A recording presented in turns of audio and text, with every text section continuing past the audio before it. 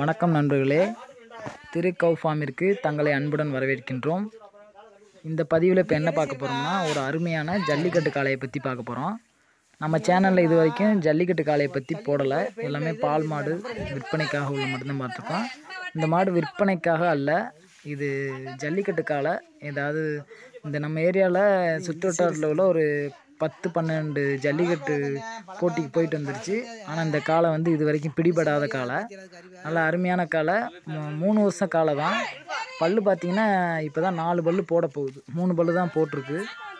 இவங்க பார்த்திங்கன்னா அந்த அம்மா, இன்னொருத்தவங்க, அவங்க வீட்டாளுங்க 3 பேர் மட்டும்தான் இந்த மாட்டை பிடிக்க போனீங்க. மற்ற யாரையுமே வந்து கிட்ட விடாது. நல்லா பாசமாக பழகக்கூடியது. வேறு வீட்டாளுகளை தவிர வேறு யாருமே இந்த மாட்டுக்கிட்ட நெருங்க முடியாது. அதனால் அவங்க சொல்கிறதெல்லாம் நல்லா கேட்குது. பார்த்தீங்கன்னா நாங்கள் போயிருக்கல எங்களை பார்த்து சீறிக்கிட்டு தான் நின்றுச்சு. வேறு யாரும் கிட்ட விடலை. இந்த மாடு எந்த ஊரில் இருக்குதுன்னு பார்த்தீங்கன்னா, பரமக்குடி பக்கத்தில் தேனாப்புதுக்கோட்டையிலேருந்து ரைட் சைடில் உள்ள போனால் வேலிமடைங்கிற ஒரு கிராமத்தில் இருக்குது. மாட்டோட உரிமையாளர் பார்த்திங்கன்னா மாயாண்டி. அவரோட மயன் பேர் வந்து மாதவன். அவங்க தான் மாட்டோட உரிமையாளர். பார்த்திங்கன்னா நல்ல அடக்கமான காலை, நல்ல பாய்ச்சலில் இருக்குது.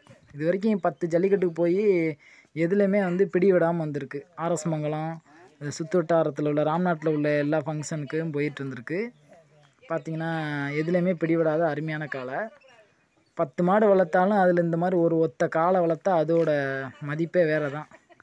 நீங்கள் காரு, பங்களா, பணம், காசு எவ்வளோ வேணால் இருக்கலாம்.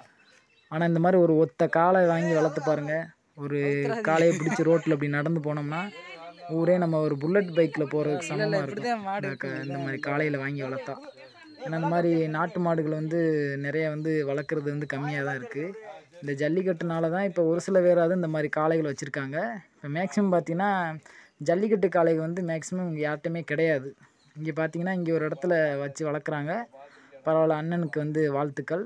நல்லா அருமையான காளை, சூப்பராக நல்லா வளர்த்து நல்லா ட்ரெயின் பண்ணி வளர்த்துருக்காங்க. வேறு யாரையும் கிட்ட விடலை. சூப்பராக நல்ல வாழ்த்துக்கள்.